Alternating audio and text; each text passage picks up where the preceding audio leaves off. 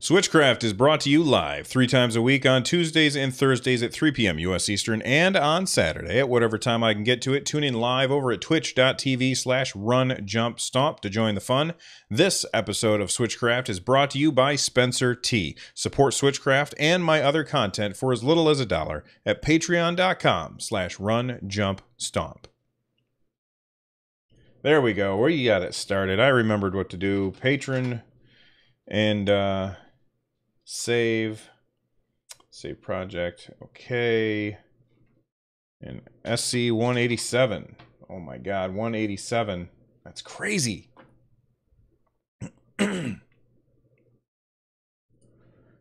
Switchcraft episode 187 is also brought to you by Amazon Prime. I've been a member of Amazon Prime for a really long time. Things that we used to get at the store, we now go to Amazon for. They deliver everything in 2 days. They've got a fantastic return policy. Pretty much anything that I'm not happy with, I send back, and Amazon gives me my money back right away. And you can get one of the best subscriptions and all this stuff that comes with Amazon Prime free for 30 days. That's free. That's free shipping, free music, free video, and it comes with Twitch Prime. And best of all, if you sign up to Amazon Prime for that free 30-day thing, you're supporting the show. So head on over to runjumpstomp.com/Amazon Prime, and you can check it out right over there. Thank you guys so much for supporting the show. All right, that needs to be shorter. Excuse me, sorry.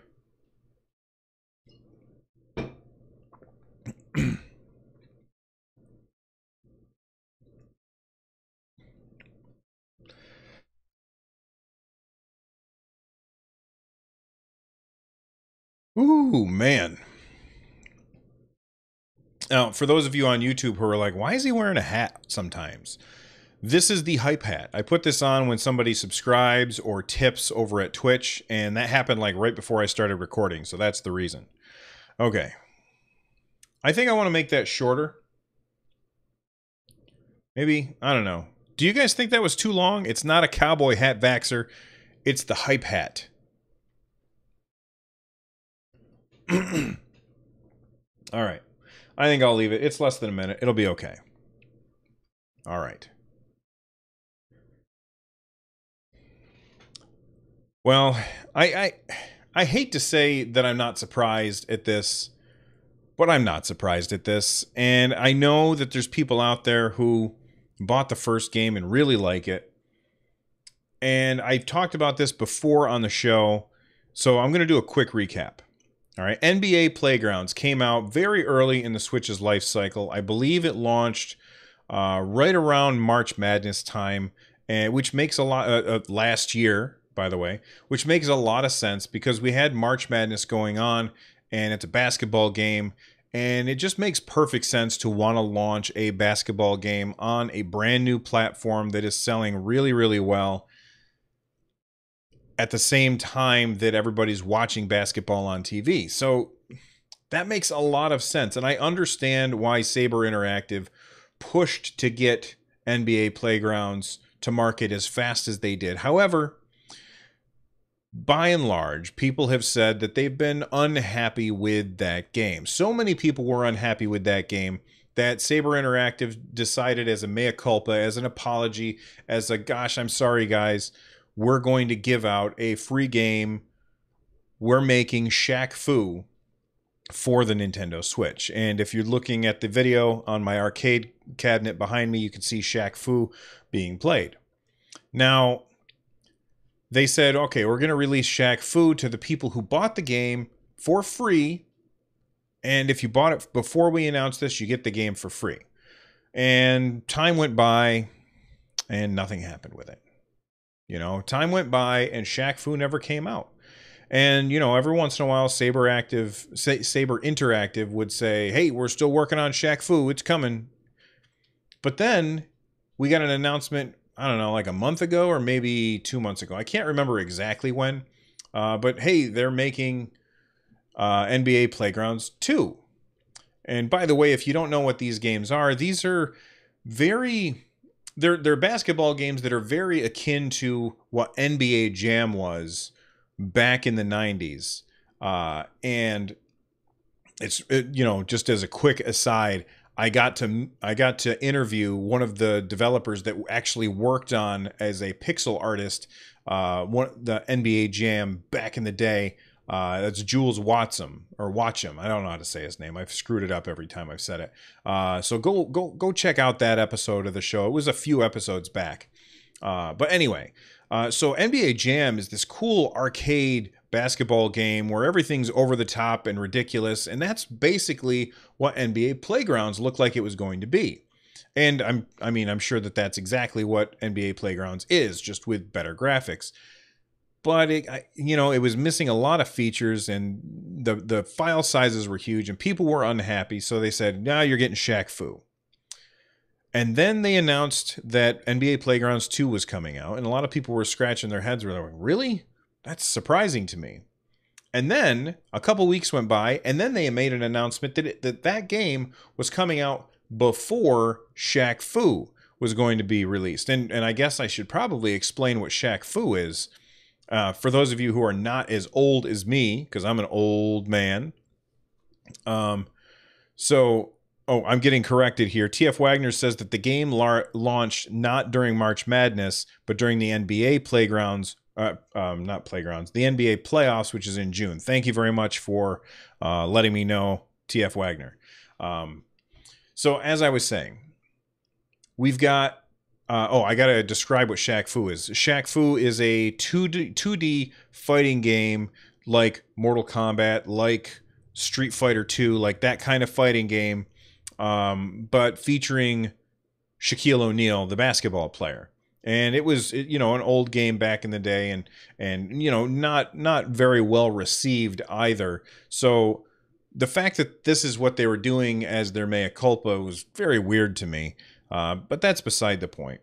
So then, as I was saying, they said, all right, well, we're going to launch NBA Playgrounds 2, and that's going to come out on May 22nd, which is in 2 days, or 3 days, sorry. So that's in 3 days.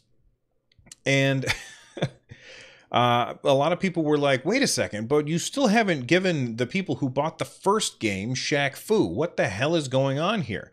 And I'm not saying that they shouldn't make this other game, but they should make good on their promises before they start trying to get money out of those people a second time, basically. Well, the reason I'm talking about all of this again, and now that you've been caught up and I've been talking for this long, I'll finally get to the news point of this, and that's NBA Playgrounds 2 is now going to be delayed. So the game was supposed to come out on May 22nd, but I guess it's being delayed, and they're delaying it at the last possible minute, which is pretty crazy. So there was a tweet from the developers from Saber Interactive. They said, "We've got some news to share, but we want to start by saying good things come to those who wait. There are exciting news brewing with the NBA Playgrounds franchise that we think will take arcade basketball to new levels." And for those of you watching the YouTube, I'm reading right here. They said, "We can't tell you everything now, but we can tell you is this means our launch date of May 22nd will be moved out. Please be patient with us. We promise NBA Playgrounds 2 will be better than ever. We'll have even more details to share soon." All right. Well, like I just read, they're not giving any reasons as to why it's delayed. And maybe it is being delayed for something really cool, or maybe they're just like, you know what, we can't put this out right now because it's going to tick off a lot of people if we put it out before Shaq Fu. I don't know if that's the case. That's just, maybe that's just a thought that I had. Another reason that they might be delaying it is TF Wagner just told me about the NBA playoffs being in June last year. I'm assuming that the NBA playoffs, and I don't follow sports ball, so I'm assuming that the NBA playoffs are going to be in June this year as well. I could be wrong about that. But if that's the case, maybe they're pushing it to try and match it up with the NBA playoffs. It's hard to say NBA playoffs when you're talking about NBA Playgrounds. Anyway, Um, as bad as the first one apparently was, that I don't know much about. Okay, I did watch some video of this, and damn it, it looks really good. It really does look good. And if you haven't watched any footage of NBA Playgrounds 2, then make sure you check it out, because the footage looks promising. It really does. I'm certainly not going to be one of the first people to pick this up. I'm not going to buy this ahead of time. I'm going to wait, and I'm going to wait and find out how it is, because I don't want to get burned like all those people that got burned the first time around. That being said, Saber Interactive, they have, ever since the first time that I'd ever heard of them was when they announced NBA Playgrounds 1, and everything since then has been just disappointment upon disappointment upon disappointment. And that doesn't instill me with a lot of confidence.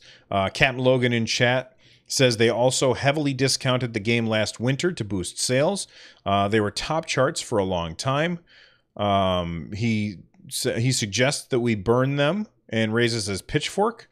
TF Wagner says, also, Shaq Fu is supposed to be June 5th, 2018, and that was announced for spring 2018 in February.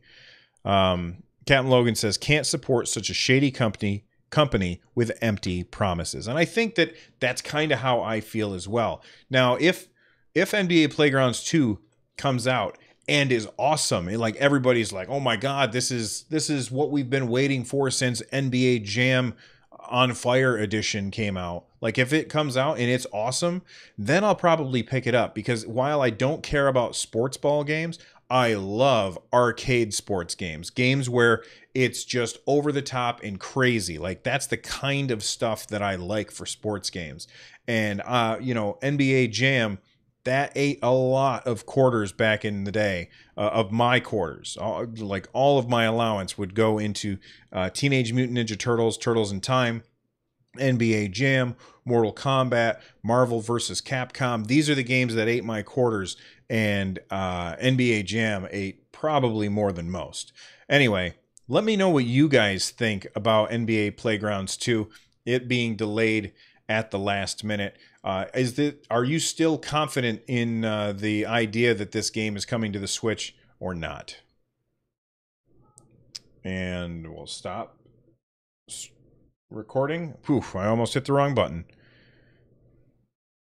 Shady company selling $20 games. Oh, the pitchforks are everywhere, Kodiak. All right, so let's name this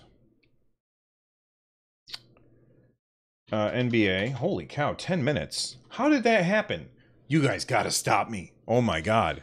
So thank you again, Super Nintendo, for the subscription on Twitch. I appreciate it, man. Hats off to you, friend. All right, let's take a look at what's next. It's a good thing there's not much to talk about today, because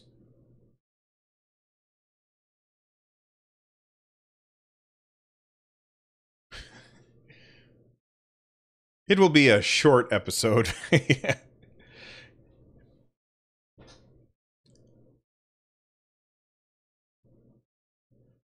All right.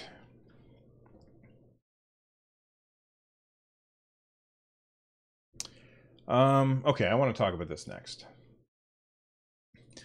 All right, the next story that I want to talk about is Hyrule Warriors is out. And, I missed out on this game the first time around. It came to the 3DS, and, I heard bad things about it, mostly because it was really more optimized to run on the new 3DS, but they still allowed it to be run on the old 3DS, and it was kind of janky there.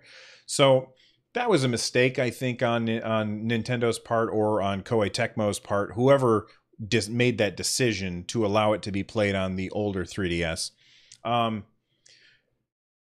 But I missed it there. And then it came to the Wii U, and I don't know which order that happened in. I think it came to the Wii U first, but it also came to the Wii U. And, when it came to the Wii U, I was at the point where I was kind of, washing my hands of the Wii U, and I wasn't interested in buying any more games. And honestly, when I looked at it, I was like, nah, I don't really know if this is the kind of game that I want. It's not really a Zelda game. It's some other game, just skinned with Zelda stuff.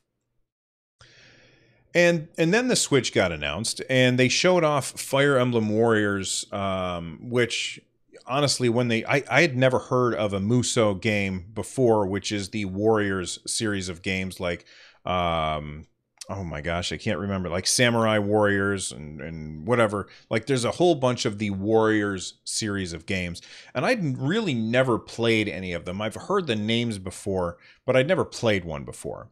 And you know, I think it was actually at the Nintendo Switch unveiling in January of 2016 when they showed it off, and I was watching, and I was like, wow, that Fire Emblem game looks kind of cool, but it's not a Fire Emblem. Like, what is Fire Emblem Warriors? And everybody was like, oh my God, what is this going to be?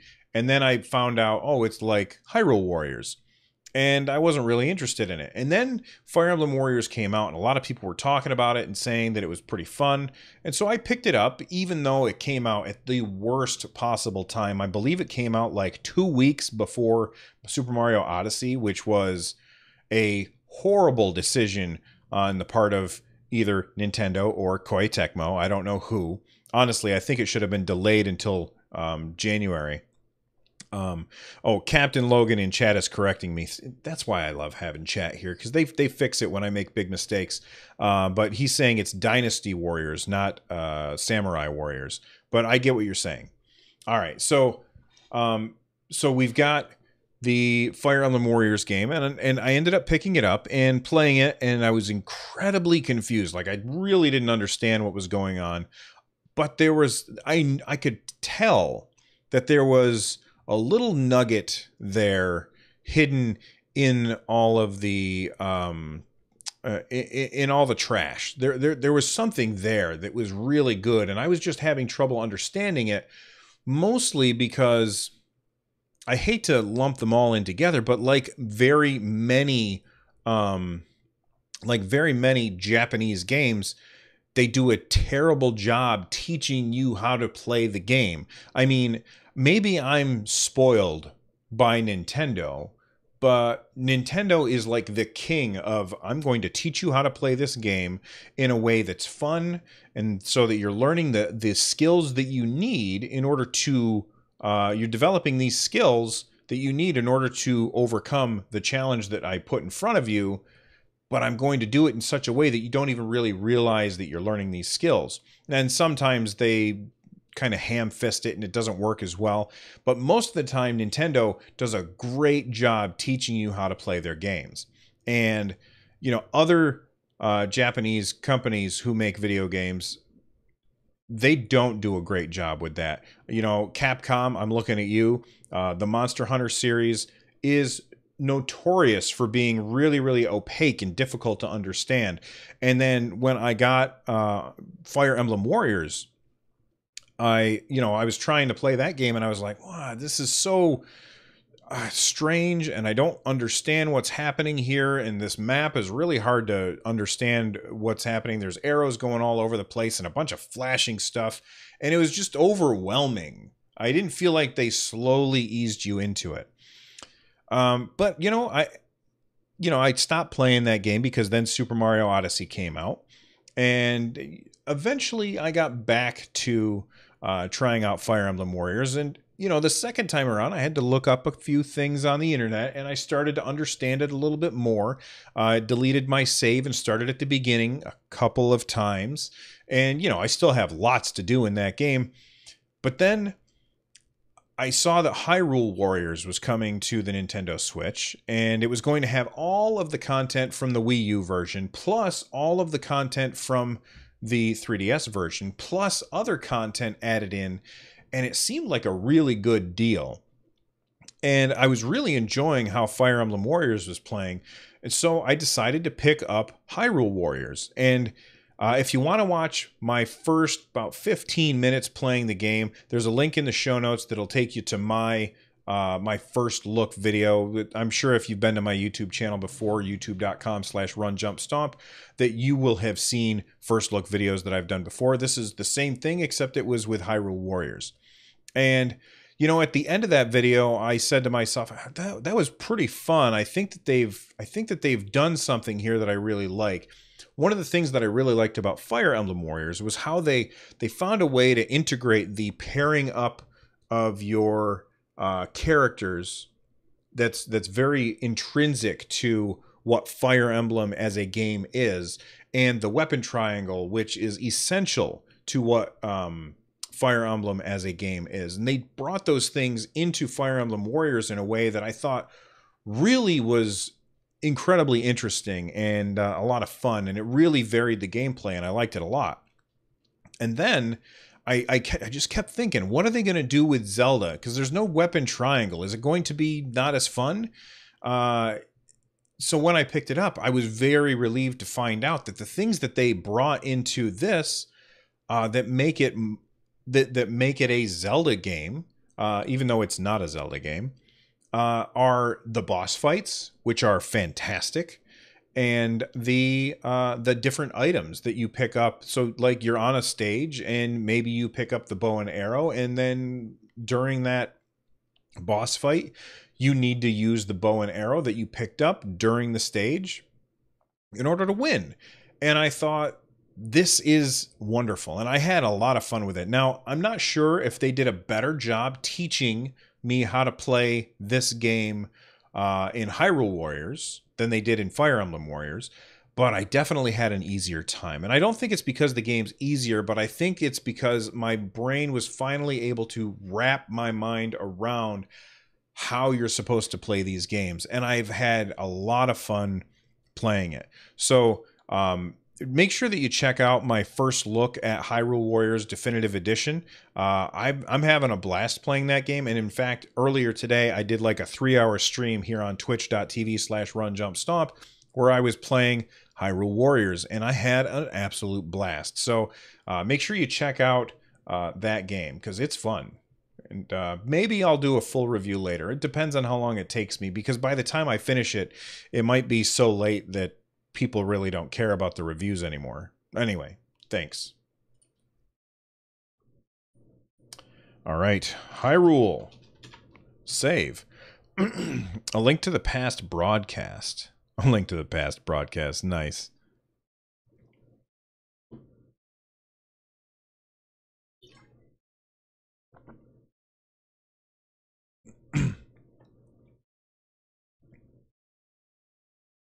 Wait, did I say that? Did I say a link to the past broadcast? That was totally by accident. Or is that just Captain Logan being funny? All right.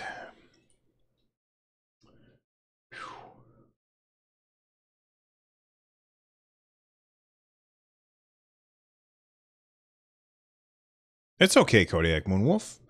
You know, if nobody comes up with good titles, I can just say the names of the games that I'm talked about.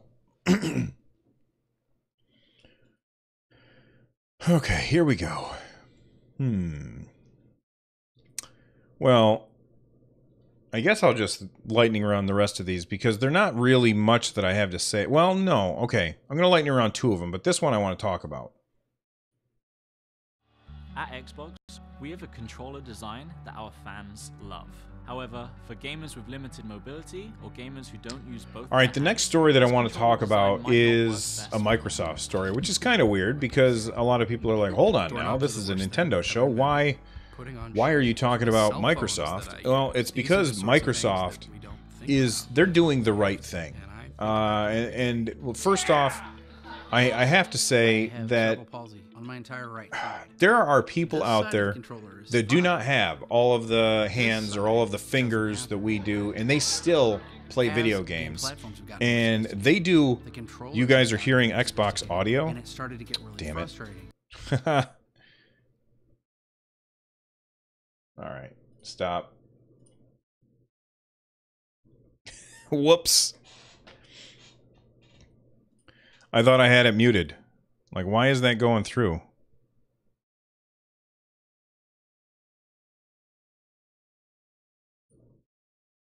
There. That'll just double make sure. All right, let me get a different instead of having a video, because I want to be able to have a picture of this.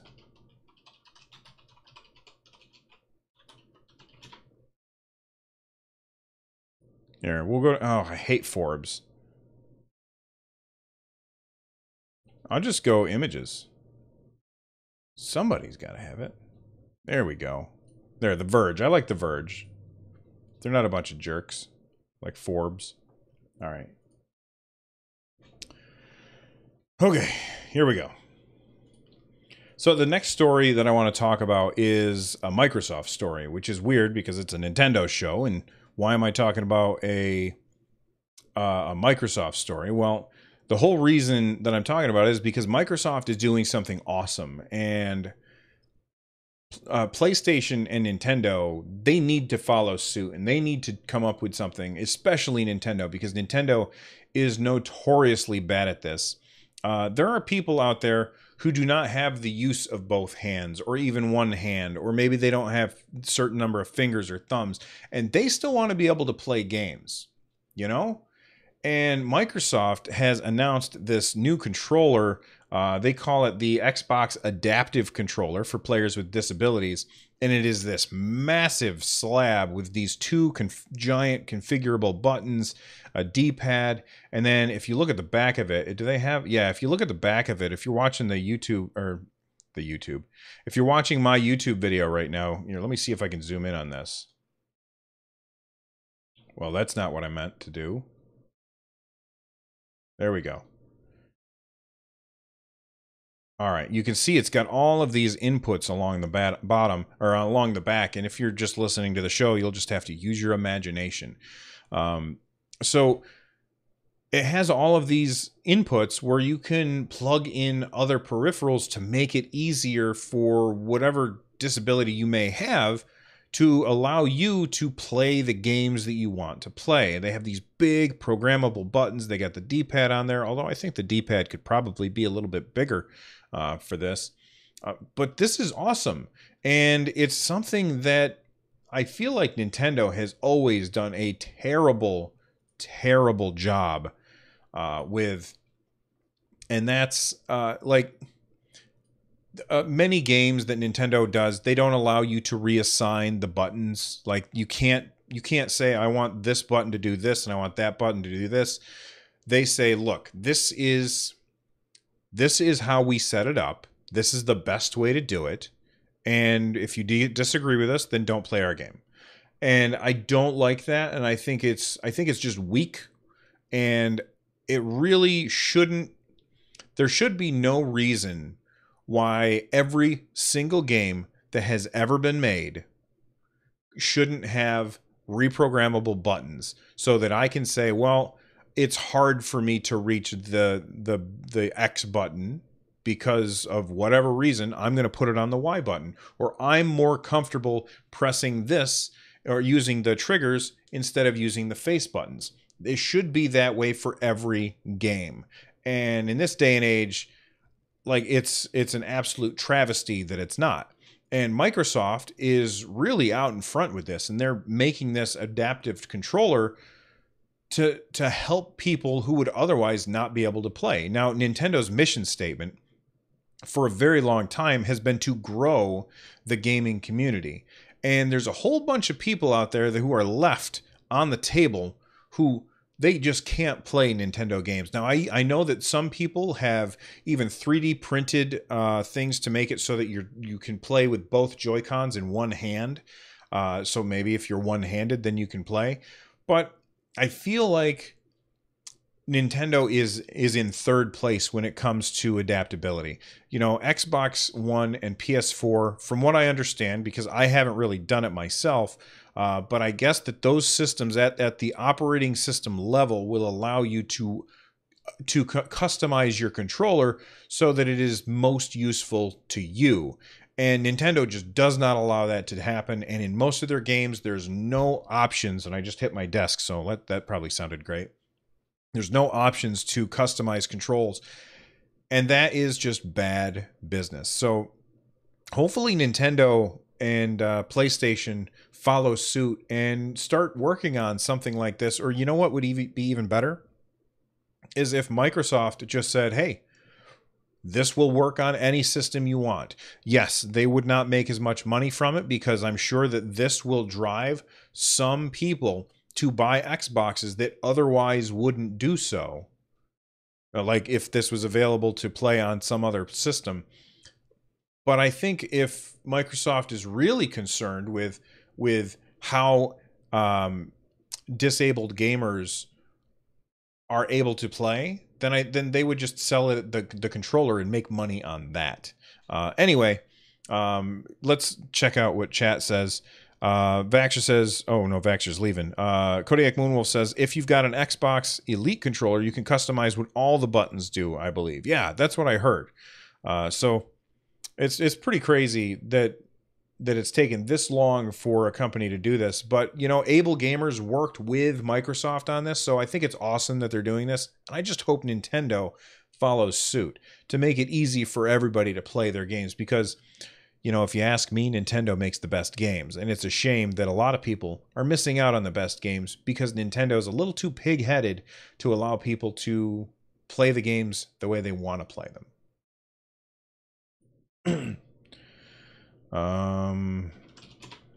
Save. See you later, Vaxxer. Bye, TF Wagner. Thanks for coming by, man.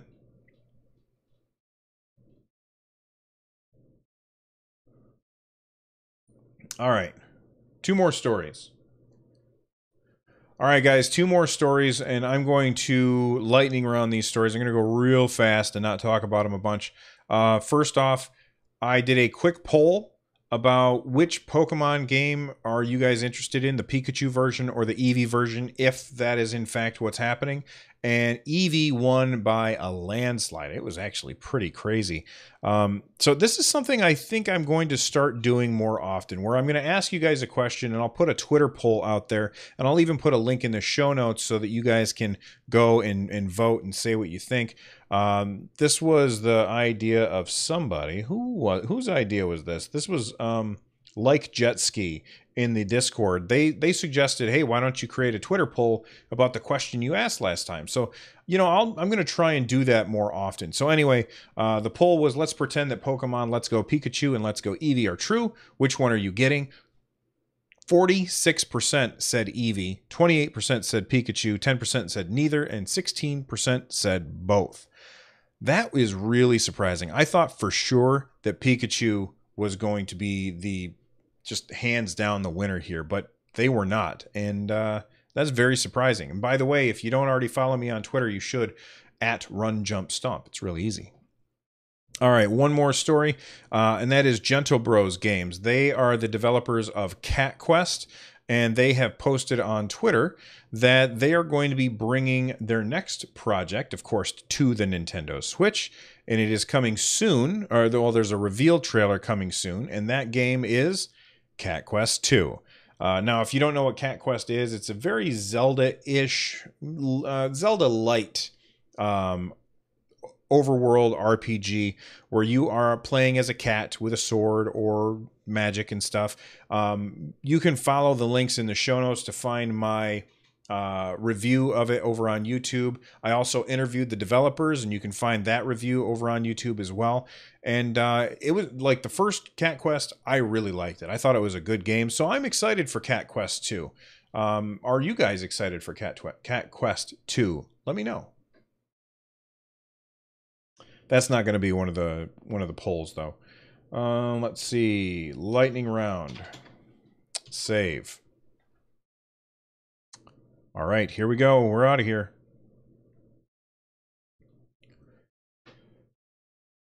Don't forget, if you want I screwed that up. Try again. Where are we here? All right. All right, guys, that's it for me today. Don't forget, if you want to watch the full show, you can do so over on YouTube. That's youtube.com/runjumpstomp, and you can see the full video. If you have time to stop by and watch the live show, you can do that over at twitch.tv/runjumpstomp. I record that on Tuesdays and Thursdays at 3 p.m. U.S. Eastern, and on Saturdays at whatever time I have time to sit down and do it. Let's see, what else? Finally, if you are looking to support my content, you can do so by heading on over to runjumpstomp.com/thank-you. There's a bunch of links there that will definitely support my content. There's There's my Amazon affiliate link. You can buy Nintendo eShop gift cards through my Amazon affiliate link. I get money and you get the gift card, and it doesn't cost you anything extra. So if you like digital games, help me out that way.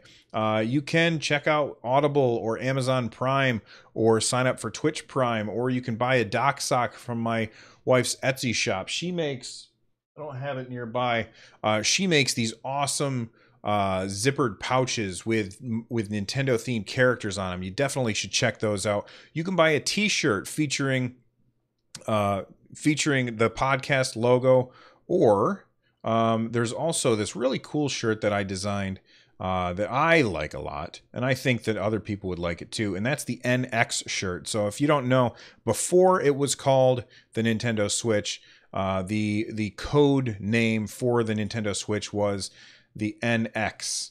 All right, and so there's the NX shirt right there. If you're watching on YouTube, you can see what it looks like. And I think that they're really good shirts, and they're, you know, the shirts that come from Threadless are actually pretty decent shirts as well. And of course, you can check out the chair that I'm sitting in right now. It's an OP seat. You can get one of those and directly support the show. So just head over to runjumpstomp.com/thank-you. Would be a big help. I'm out of here. I will see you guys next time. Bye-bye. There we go. Outro.